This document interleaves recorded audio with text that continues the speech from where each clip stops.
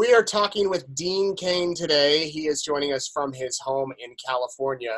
We were just saying, Dean, you're actually enjoying being at home, not having to go places. Yeah, I don't get to stay home that often, and I love being home. I'm a homebody, so this is a refreshing change of pace. I wish it were under better circumstances, but it is what it is, and my motto is adapt and overcome. So I'm adapting to being very quite comfortable here at my house, and when we're able to get back out, I'll be back out there.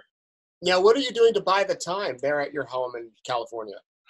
Honest to goodness, Nate, I could do this for a year. I could do this for a year and be home.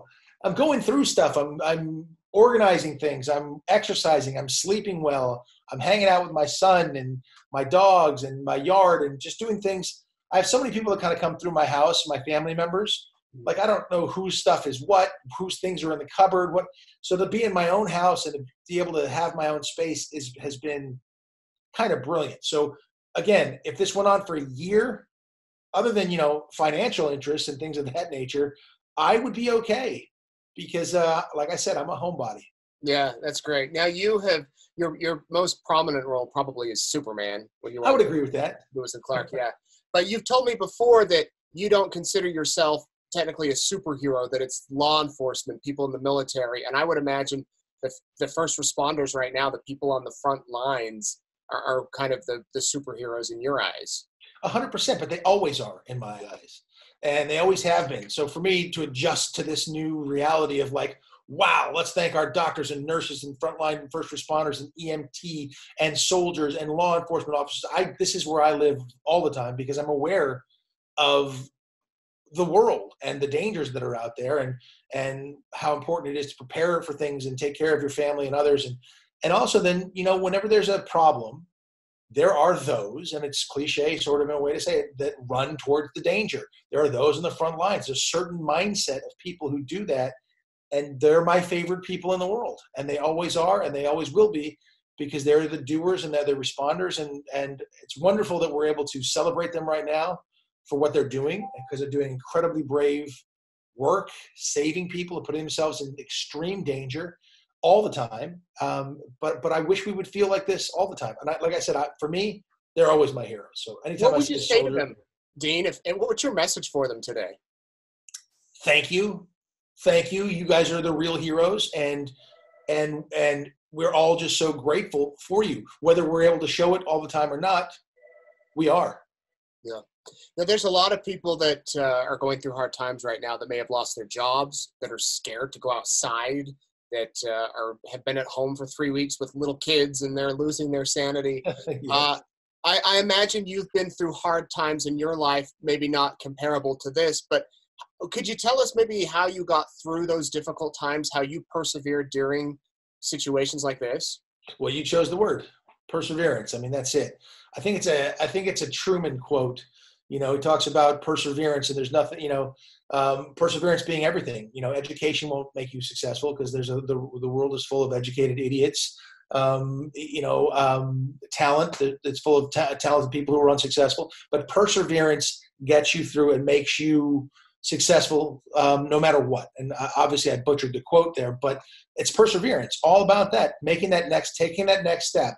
The journey of 100 miles starts with one step, and it's just to continue on and continue on. So for me, I wasn't always the fastest football player. I wasn't always the smartest student, but I promise you I'll outwork you. I'll work until I get it. I don't quit. And that to me is the advice I would give to. It's when people say, how could I be a great football player? That's the advice I give. When they say, how could I be a great actor? That's the advice I give. When they say, how can I be successful in life? It's the same advice. Persevere, continue forward, never give up. We all have setbacks. Be kind to yourself, but persevere, continue on, don't quit, and you will eventually achieve whatever it is that you're going after. I truly believe that. I'm an eternal optimist. I've lived my life that way. I'm almost 38 years old now. Just checking to see if you're paying attention. Hey, so am I. Next week, 38. And so I'm 53, and I'm going to continue living my life that way, the same as I did when I was 18. I have that optimistic view of the world and things, and I think that anybody, if they work hard enough, I mean, obviously that's not 100% true all the time. There are things that beyond our control, but if you live with that mindset, I think you're going to be successful more often than not. And we all need help. We all need lifting up, turn to others, get the help that you need. Don't be afraid to say, hey, listen, I need help right now. But never give up. I think that's key. It's okay to ask for help. It's okay to reach out.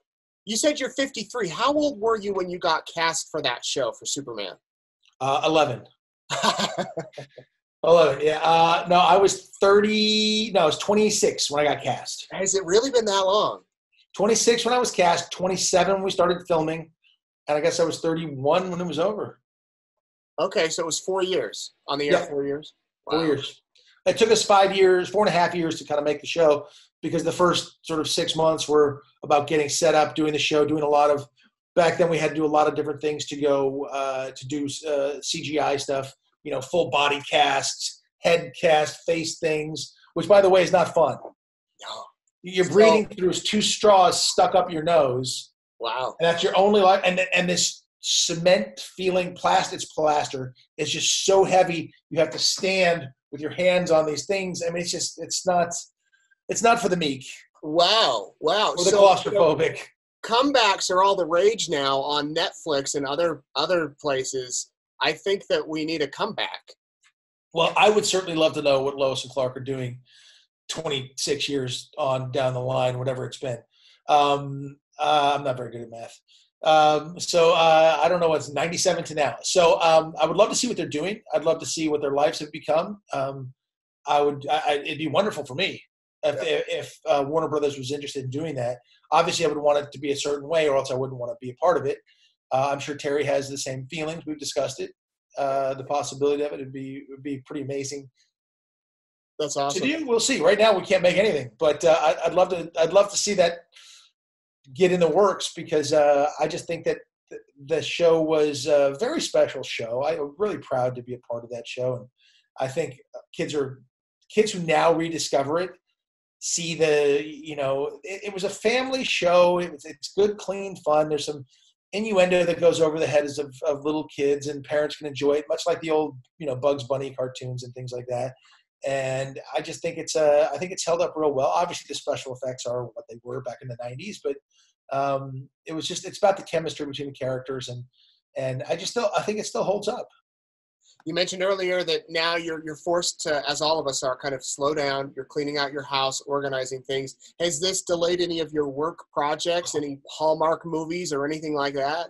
It's murdered everything. Everything has stopped completely. In the first 3 weeks, I had to cancel 11 flights.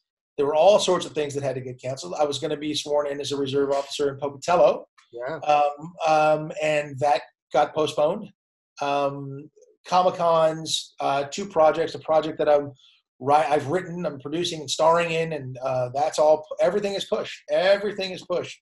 I have a lot of projects that just are just dead in the water right now. There's not much more you can do until you can start to go into production, and that's just not happening right now. You mentioned Pocatello. I think you got to have a house here, Dean. I mean, you've been here a few times now, and now you're going to be in Pocatello. Why did you decide to join the PD in Pocatello? Well, it's the same project. I mean, same task force with Eric Estrada and Daryl Williams. We're a group of like-minded officers, and we want to do good things. We were up in St. Anthony. It was a small area. I loved it up there. It was great. Pocatello is a much bigger area, a much bigger police force. Chief of Police Roger Shy is fantastic. Has a really amazing platform that we're able to sort of partner with him and do some great things for the community, for law enforcement, and anywhere I can try to bridge the gap between law enforcement and community. I want to do that. I want people to understand what law enforcement officers are like, what they really are, that they're regular people, that they have families, and they're, it's tough when if you have negative contact with law enforcement, it's a bad situation, and you have a negative feeling toward law enforcement. It's awful. I've been in that situation myself. It's terrible.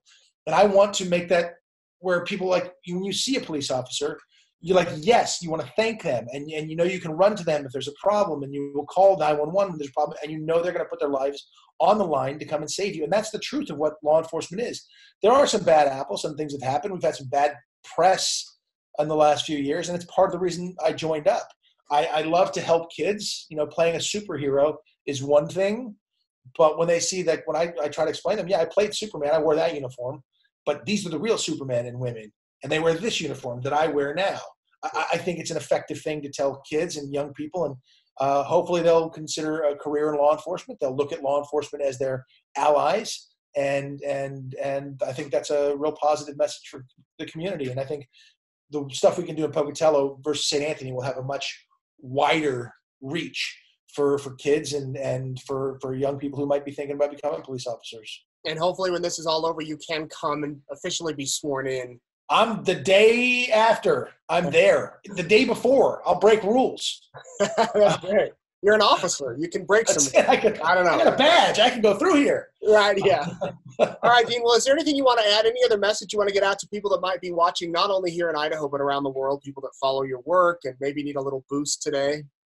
Well, I'll go back to that piece of advice, Nate. It's perseverance.